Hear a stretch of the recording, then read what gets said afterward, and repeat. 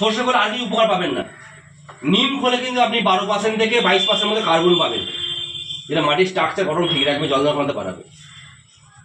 নিম খোল জমিতে প্রয়োগ করলে মাটির পিএইচ লেভেল ঠিক রাখবে, অর্থাৎ মাটিকে না দেবে ক্ষারীয় হতে, না দেবে অ্যাসিড হতে, ঠিক ব্যালেন্স রাখবে।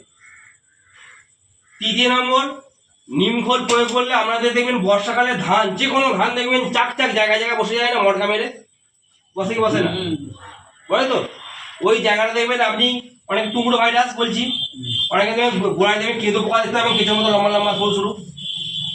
এই জায়গাটা টুকরো ভাইরাসটাকে আমরা ট্রিটমেন্ট করতে যেয়ে বিঘে 300-400 টাকা খরচা করে দিই।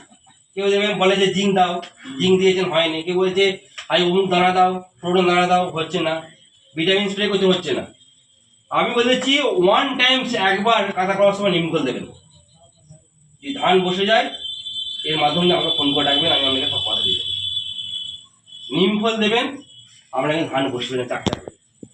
চৌথ নম্বর, নিম খোল প্রয়োগ করলে গাছকে আমরা কি হবে তিত করে রাখি, ফলে কি হয় আপনার পোকামাকড়ের উপদ্রবটা অনেক কম হয়। নিম খোল বিঘে কত টাকা পড়বে?